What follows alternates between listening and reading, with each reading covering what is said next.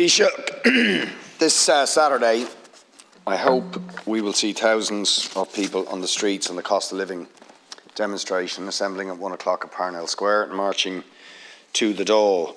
There will be many people there, pensioners, trade unionists, students, anti-poverty groups, housing advocacy groups, and they will have many, many different reasons for marching over the cost of living and housing crisis. But undoubtedly, one of the most abhorrent aspects of the cost of living and housing crisis is child poverty and child homelessness.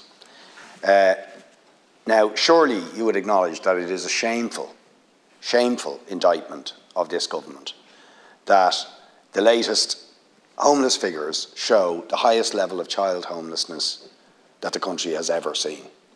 And that figure has got worse and worse every month since you lifted the eviction ban, and is set to get worse when you look at the number of notices to quit that are being served on families, has also increased absolutely dramatically over recent months.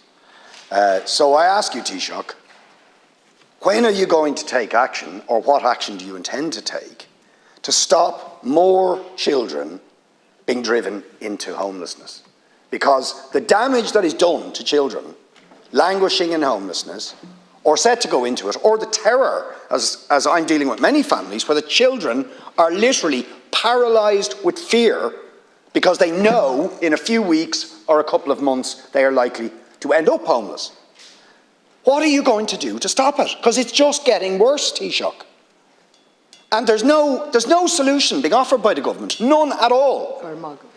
So I appeal to you to respond to an absolutely diabolical, unacceptable, shameful situation of our children being driven every day, every week, into the terror of homelessness. Thank you.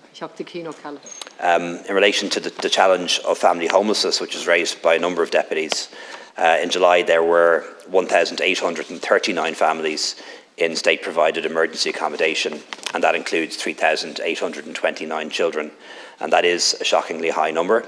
It's already too many. The solution, in my view, is additional social housing, and lots of it. And we're ramping up social housing dramatically at the moment.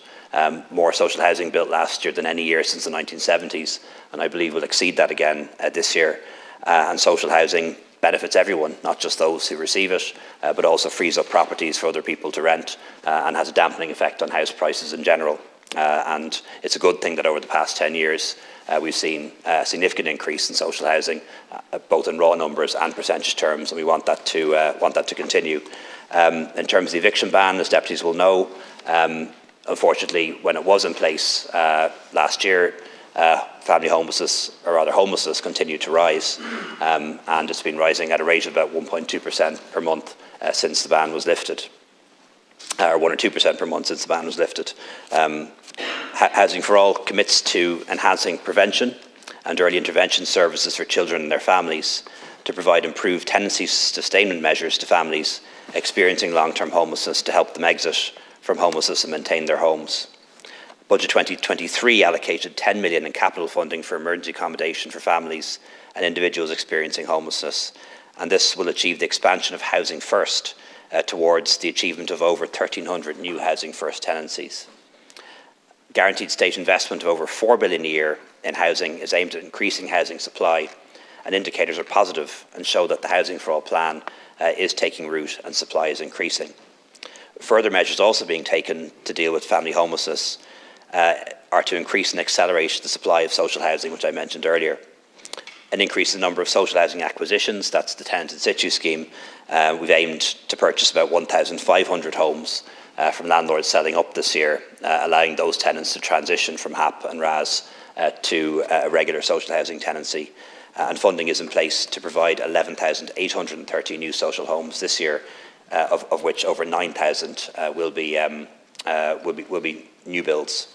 The department is also working with local authorities to bring on stream an additional 2,000 beds in homeless emergency accommodation.